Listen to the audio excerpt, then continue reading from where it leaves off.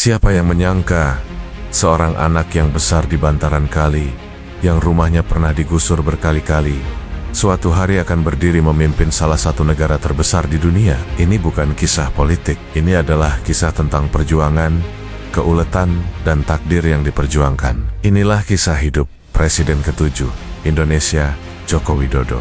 Lahir di Surakarta 21 Juni tahun 1961, kehidupan awal Joko Widodo jauh dari kemewahan. Ia adalah putra seorang penjual kayu kecil.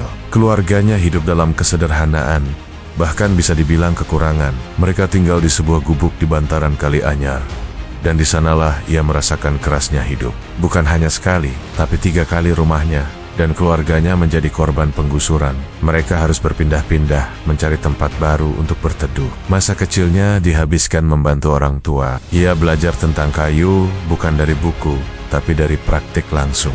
Kesulitan ini tidak membuatnya patah arang. Justru, tempaan inilah yang membentuk karakternya. Ia belajar tentang realitas pahit kehidupan rakyat kecil secara langsung. Satu-satunya jalan keluar yang ia lihat adalah pendidikan. Dengan susah payah, ia berhasil masuk ke Fakultas Kehutanan, Universitas Gadjah Mada.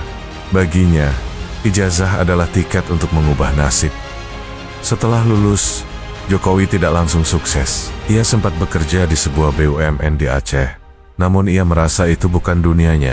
Ia kembali ke Solo, bertekad membangun usahanya sendiri. Ini adalah titik balik pertamanya. Dengan modal pinjaman dari bank, ia memulai bisnis mebel. Namanya PT Rakabu. Diambil dari nama anak pertamanya. Perjalanan bisnisnya pun tak mulus. Ia pernah ditipu habis-habisan oleh klien. Pesanan senilai miliaran rupiah tidak dibayar, membuatnya nyaris bangkrut. Tapi sekali lagi, pengalaman hidup di bantaran kali membuatnya ulet. Ia bangkit, belajar dari kegagalan, dan fokus pada pasar ekspor. Perlahan tapi pasti, bisnisnya meroket. Jokowi menjadi pengusaha mebel yang sukses dan dihormati di Solo. Sukses sebagai pengusaha ternyata belum cukup. Pada tahun 2005, ia melihat kota kelahirannya, Solo, butuh perubahan. Ia memberanikan diri terjun ke politik dunia yang sama sekali baru baginya. Ini adalah titik balik keduanya. Sebagai wali kota Solo, ia menggunakan gaya yang tidak lazim. Belusukan, ia tidak duduk di kantor.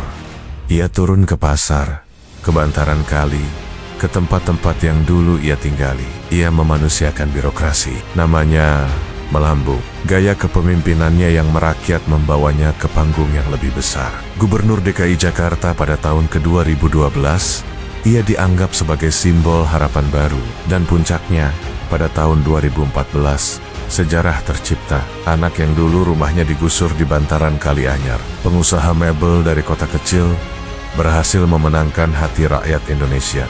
Joko Widodo dilantik sebagai Presiden Republik Indonesia ke-7. Kisah Joko Widodo adalah bukti nyata bahwa latar belakang bukanlah penentu takdir. Hidupnya yang sulit di masa lalu bukanlah kelemahan, melainkan pelajaran paling berharga yang membentuk cara pandangnya dalam memimpin.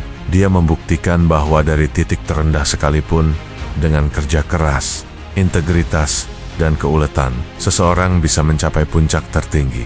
Bagaimana menurut Anda kisah perjuangan ini? Apakah ada pelajaran lain yang bisa Anda ambil? Tulis pendapat Anda di kolom komentar. Terima kasih sudah menonton.